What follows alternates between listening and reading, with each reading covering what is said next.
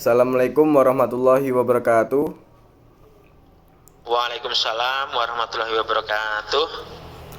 Perkenalkan, nama saya Muhammad Ali Fasikal Fatah Siddiqi dengan NIM 2301064455. Prodi jurusan Pendidikan Guru Sekolah Dasar dari Universitas Negeri Surabaya, angkatan 2023. Selanjutnya Bapak perkenalkan terlebih dahulu. Ya Mas, terima kasih waktunya. Saya akan perkenalkan diri. Nama saya Bakti Susilo Widodo.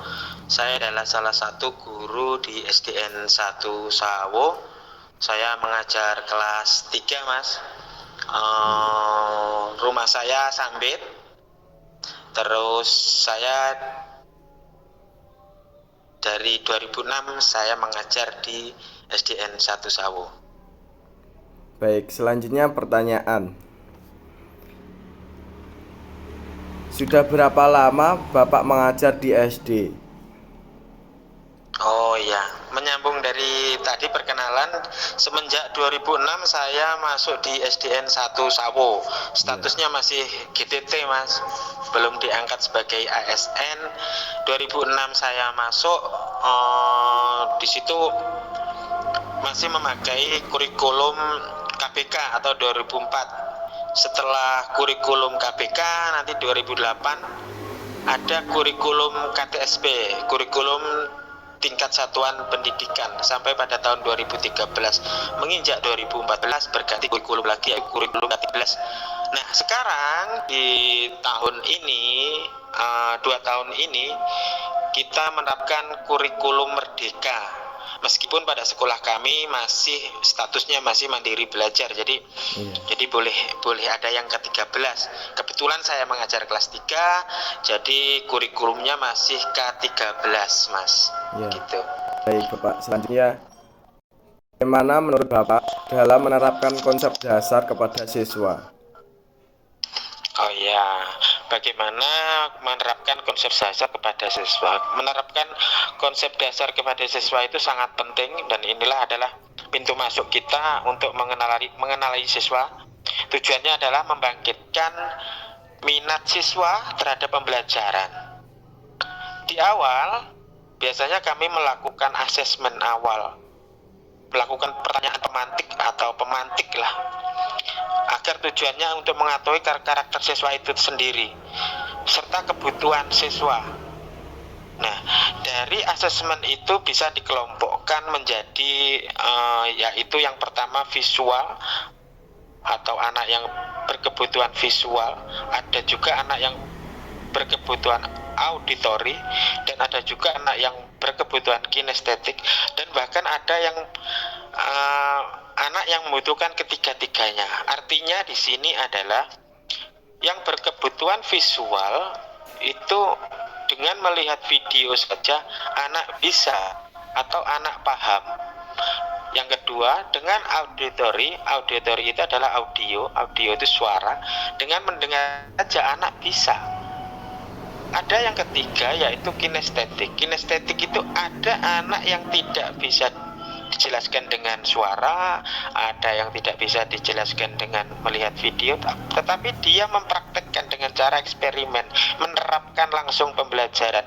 Itu adalah kebutuhan yang ketiga. Dan ada juga yang membutuhkan semuanya. Jadi menerapkan konsep dasar kepada siswa ini sangat penting Mas. Tujuannya adalah untuk membangkitkan minat belajar siswa, serta kita mengetahui kebutuhan siswa untuk kedepannya. Baik, selanjutnya bagaimana seorang siswa dikatakan sebagai profil Pancasila? Nah, siswa sebagai profil Pancasila. Siswa yang diharapkan dari profil Pancasila itu adalah siswa yang mau belajar sepanjang hayat. Belajar sepanjang hayat itu adalah long life education. Jadi belajar terus, terus memiliki wawasan global, terus mempunyai perilaku yang sesuai dengan nilai-nilai kebajikan, dan tentunya berpegang teguh kepada Pancasila. Ciri-ciri anak yang mempunyai profil Pancasila yaitu beriman bertakwa kepada Tuhan, mengamalkan beribadah sesuai dengan agamanya. Terus yang selanjutnya adalah berkebinekaan global.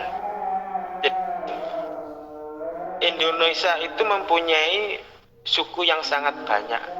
Jadi anak-anak itu tahu kalau Indonesia itu mempunyai kebudayaan atau suku yang sangat beragam, bahkan kebudayaan dunia. Di situ anak-anak mampu menyaring melalui atau dengan filternya adalah Pancasila, bagaimana kebudayaan itu yang masuk agar disesuaikan dengan nilai-nilai kebajikan yang sesuai dengan Pancasila tadi.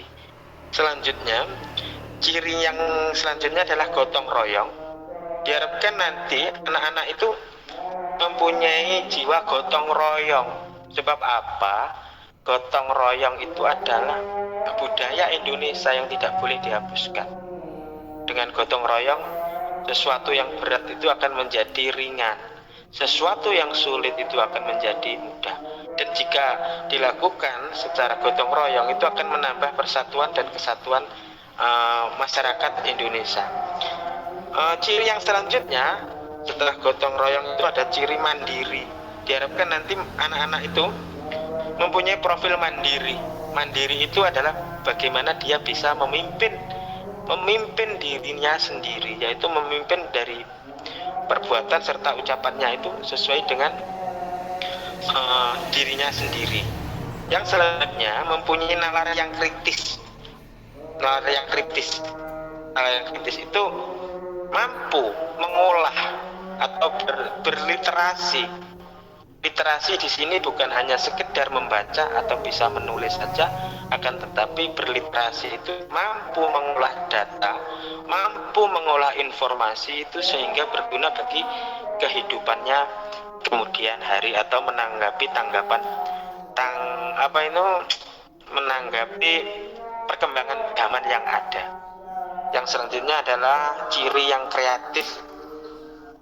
Nah, diharapkan pada profil pelajar Pancasila kreatif ini anak-anak mampu kreatif mengkreasikan sendiri sesuai dengan bakat minatnya gitu. Baik Bapak, selanjutnya apa saja yang ditimbulkan dengan adanya proyek penguatan profil pelajar Pancasila?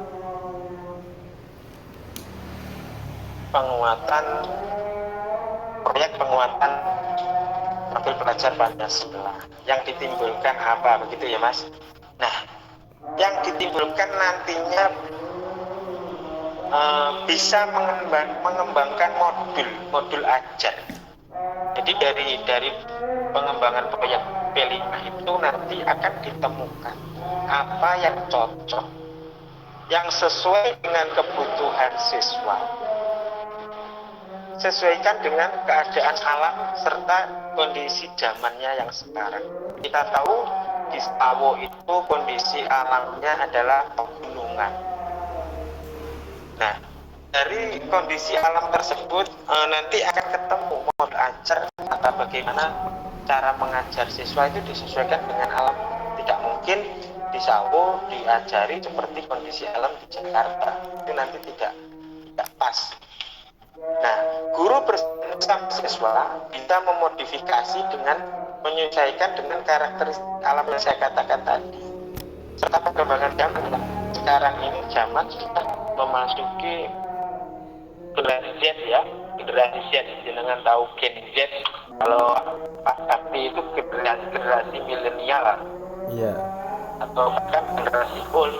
Kalau jenengan mungkin generasi milenial. Nah, anak-anak yang sekarang usia SD itu Gen Z, generasi Z, di mana oleh kata yang dipegang HP, rewel sedikit, dia ring-ring supaya kasih HP ya dia. Seperti itulah. Iya. Itu namanya adalah Gen Z. Jadi mau tidak mau guru sekarang harus mengembangkan diri bagaimana memanfaatkan gawai atau gadget atau HP Android itu agar berguna bagi bagi siswa, karena kita tahu dari gadget tersebut, dari HP tersebut banyak sekali informasi-informasi yang masuk. Nah, salah satunya yang bisa menfilter informasi-informasi itu adalah profil pelajar Pancasila.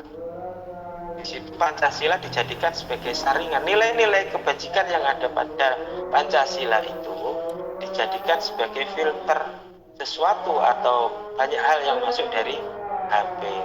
Seperti yang dikatakan Ki Hajar Dewantoro, Mas. Ya. Ki Hajar Dewantoro itu mempunyai filosofi didiklah anak sesuai dengan perkembangan zaman serta perkembangan alamnya. Begitu, Mas. Baik, selanjutnya apa yang Bapak ketahui tentang P5 Proyek Penguatan Profil Pelajar Pancasila? Seperti pada pertanyaan poin sebelumnya, proyek P5 itu tujuannya adalah agar kita bisa mengetahui kebutuhan siswa, menyesuaikan kebutuhan siswa, dan nantinya menjadi modul pembelajaran bagi siswa. Di sini kita atau guru itu menitik beratkan pada refleksi bagaimana melihat potensi diri dari siswa tersebut, pemberdayaan diri dari guru maupun siswa tersebut, peningkatan diri bagi guru maupun siswa tersebut sendiri, terus pemahaman diri serta peran sosial. Jadi peran sosial itu bagaimana nanti anak-anak itu terjun langsung ke masyarakat, karena di dalam sekolah itu mendidik anak itu menuntun anak sesuai dengan perkembangan alam dan perkembangan zaman, agar nantinya pada waktu kembali ke masyarakat dia bisa menempatkan diri di sini, artinya sesuai dengan nilai-nilai kebajikan. Misalkan dibalikan ke masyarakat, punya angga ungguh, punya adab, bisa menghormati yang pada yang lebih tua, dan mampu menghadapi kejadian yang ada di sekitar atau di lingkungan global, di dunia ini semakin tua, Mas. Jadi anak-anak mesti tanggap dan tamengnya, saya kembalikan lagi, tamengnya adalah kepada Pancasila tadi. Itu, Mas. Baik Bapak, selanjutnya bagaimana contoh melaksanakan profil pelajar Pancasila dalam sehari-hari? Oh ya, dalam melaksanakan profil pelajar Pancasila ada 6 ya. Ciri-ciri utamanya tadi ada 6. Yang pertama itu adalah beriman, bertakwa kepada Tuhan Yang Maha Esa, serta berakhlak mulia. Di sini kami menerapkan bagaimana di sekolah dulu. Di sekolah itu menjalankan perintah agama. Anak-anak itu biasanya yang mayoritas di sini agamanya adalah Islam. Jadi oleh guru agama ada sebuah budaya positif pembiasaan kepada anak-anak, yaitu pada waktu pagi hari itu melaksanakan sholat duha secara bergiliran. Kenapa bergiliran? Karena memang tempat yang tidak memungkinkan, karena musola di SDN 1 Sawo ini hanya cukup untuk satu kelas. Serta pada waktu siang harinya di kehidupan sehari-hari mereka itu, kalau sore kebanyakan atau bahkan semuanya itu anak-anak menempuh yang namanya TPH, Taman Pendidikan Al-Quran atau TPA. Nah, di ciri yang kedua yang berkebinekaan global,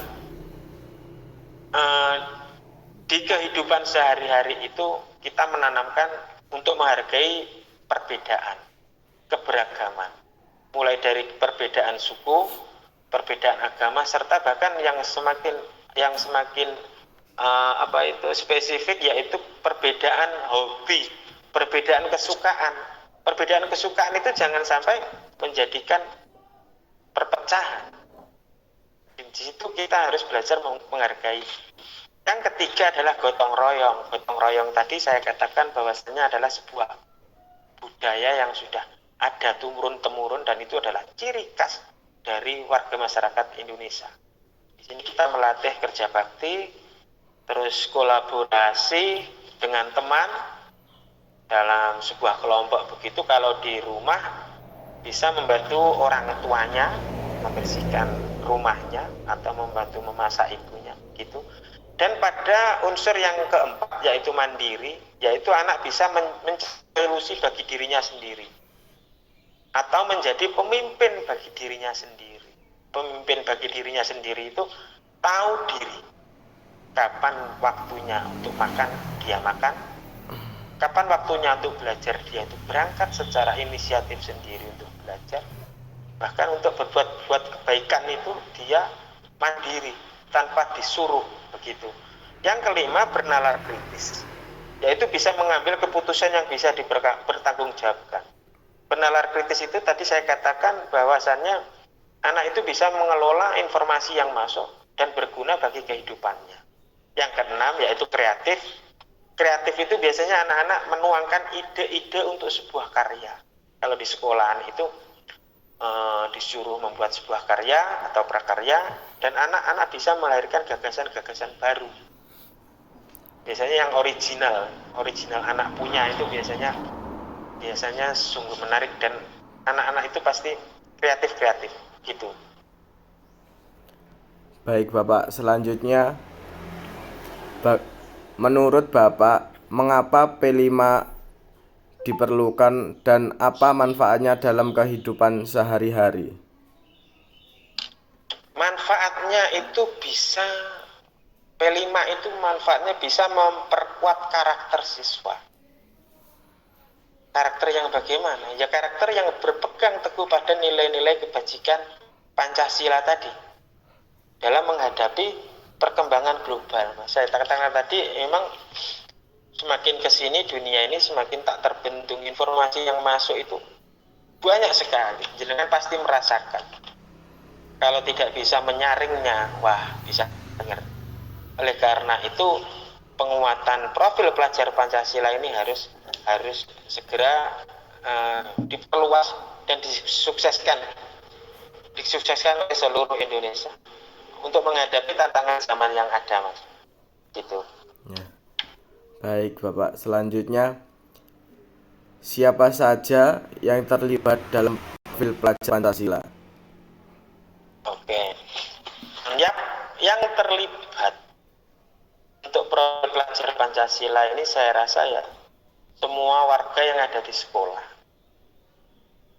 baik itu kepala sekolah, guru, penjaga sekolah, siswa, termasuk nanti orang tua,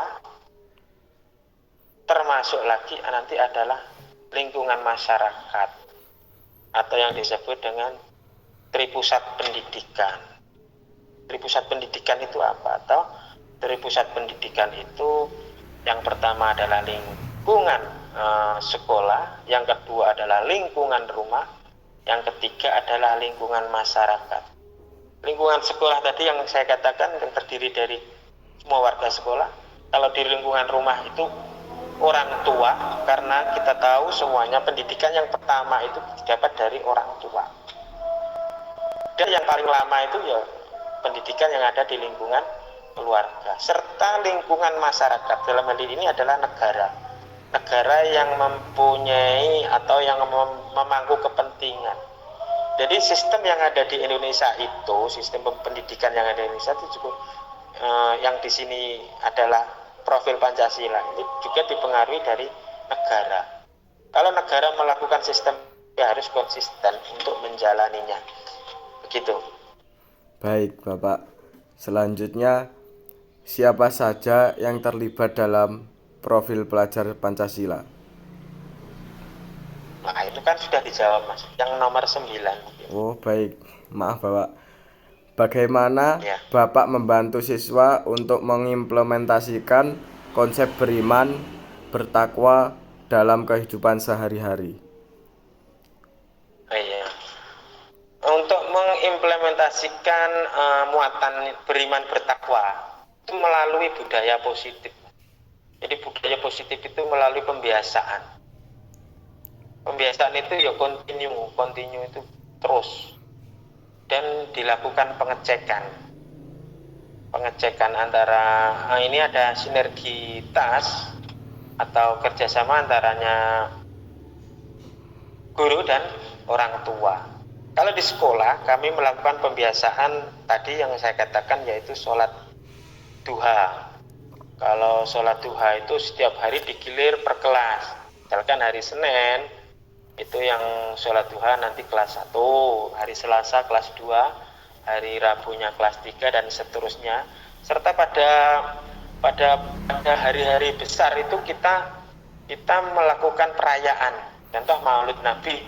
Maulid Nabi itu ada sebuah program memperingati hari Maulid Nabi. Itu anak-anak biasanya membawa pelangan ya, Mas. Iya. Kalau waktu kecil saya dulu itu namanya pel hijau. Dan di situ anak-anak akan senang sekali. Pada waktu perayaan hari-hari besar seperti itu, anak-anak sangat berantusias sekali. Mungkin karena bawa nasi itu tadi. Selanjutnya biasanya hari Jumat itu ada yang namanya Jumat beramal. Iya. Jumat beramal. Nah, amalnya nanti itu bisa digunakan untuk kebutuhan-kebutuhan yang berkaitan dengan keagamaan. Nah, kalau di rumah biasanya tadi yang saya katakan anak-anak sudah masuk TPA semuanya ya, atau serta aktif di masjid-masjid di sekitar rumahnya. Di sini itu ada apa ya namanya organisasi Islam seperti itu. Jadi untuk keagamaan kita dibantu oleh organisasi itu atau masyarakat di situ. Jadi insya Allah kuat untuk penanaman atau implementasi Tuhan Yang Maha Esa. Baik, Bapak. Selanjutnya, dalam konteks pembelajaran, bagaimana cara membantu siswa mengembangkan konsep mandiri dalam kegiatan sehari-hari?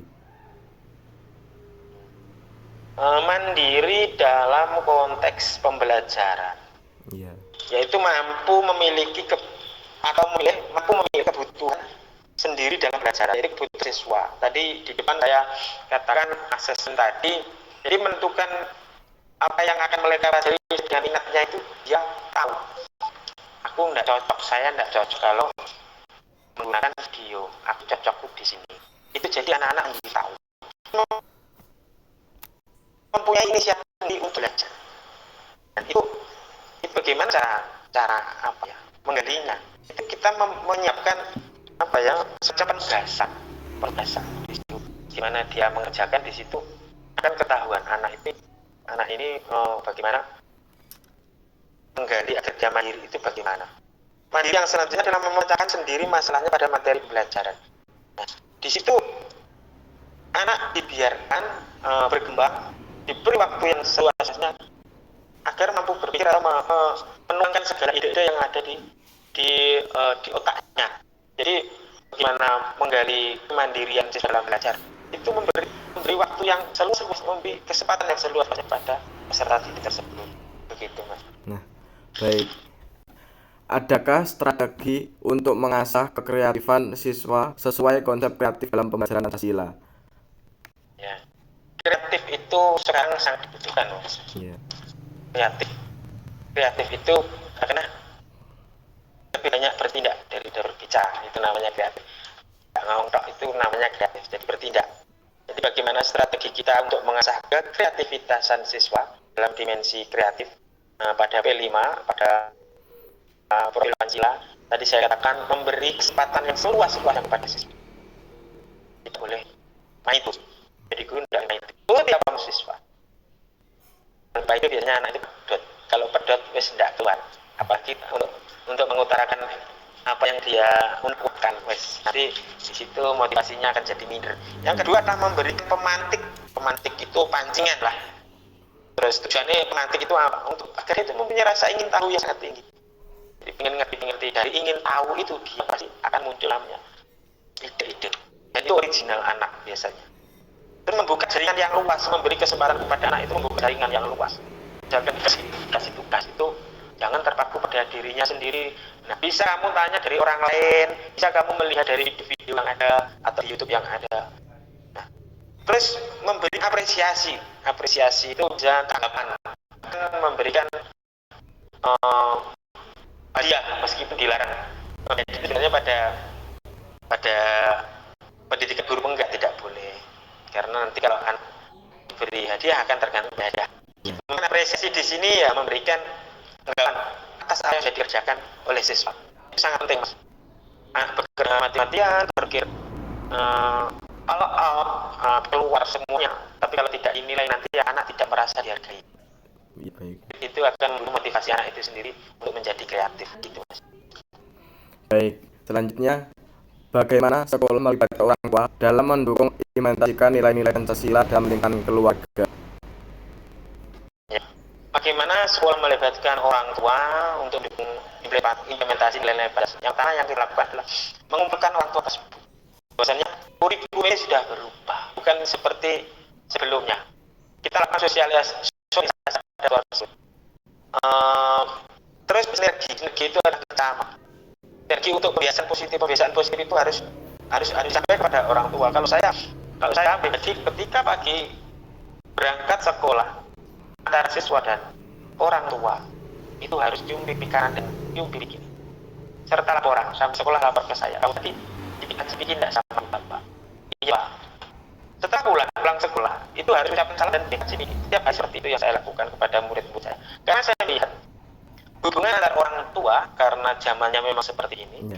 Hubungan antara orang tua dan anak itu kelihatannya merenggang, benar-benar merenggang. Karena apa? Karena memang mungkin orang tuanya sibuk sendiri dengan pekerjaannya, anaknya juga itu tadi yang saya katakan generasi Z tadi.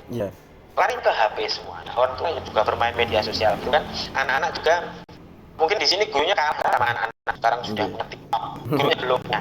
Anak-anak joget TikTok, gurunya belum ngerti. Dan kita sebagai guru itu harus berkembang juga sesuai dengan zamannya, apa yang dimaui atau kebutuhan anak tersebut.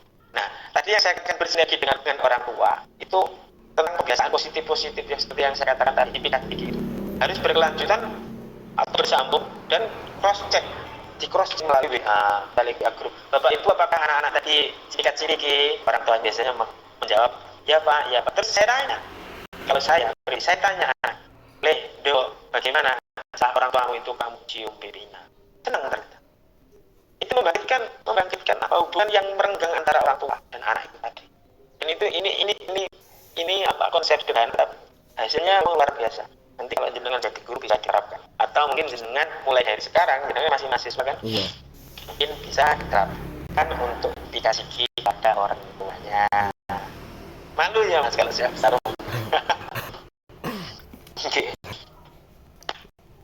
Baik, selanjutnya bagaimana cara mendorong siswa berpikir kritis dalam menghadapi berbagai situasi sesuai dengan konsep bernalar kritis dalam Pancasila?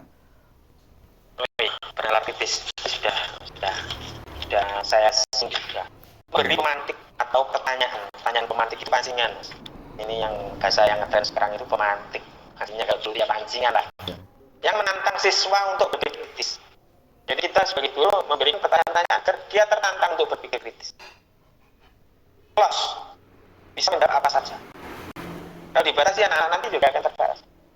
Selama jawabnya sesuai dengan konteks ya. Terus melatihnya untuk memecahkan sebuah masalah. Jangan kita masalah. Contoh, teman kita sakit, kita mesti membawakan oleh-oleh lah misalkan. Gimana cara? Dia akan pasti ada yang usul, Pak urunan Pak gini. Nah, itu termasuk usulan itu adalah hasil dari pemikiran kritis mereka. Terus mengenali sekarang itu yang marak itu berita hoax atau yang disebut dengan clickbait itu adalah dari pihak yang tidak bertanggung jawab yang hanya ingin meraup poin itu membuat berita hoax clickbait. Judulnya biasanya menarik, namanya clickbait itu ya seperti itu. Nah, anak-anak harus mengenali itu. Ojo sampai ke blinger. Kalau sampai ke blinger ya bahaya. Terus mengajaknya diskusi. Diskusi ini adalah salah satu ciri juga masyarakat Indonesia. Musyawarah lah. Musyawarah. Terus selanjutnya memperbanyak membaca dari literatur yang terpercaya, tidak kepada berita yang hoax tadi. Seperti yang saya katakan tadi, berliterasi itu bukan sekedar membaca dan menulis, bisa membaca dan menulis sekarang, tapi berliterasi dalam kaitannya dengan P5 dan sesuai dengan zaman sekarang, yaitu mampu mengolah data atau mengolah informasi yang masuk itu berguna bagi kehidupan masing-masing anak, kehidupan manusia ke depannya. Begitu, Mas. Baik.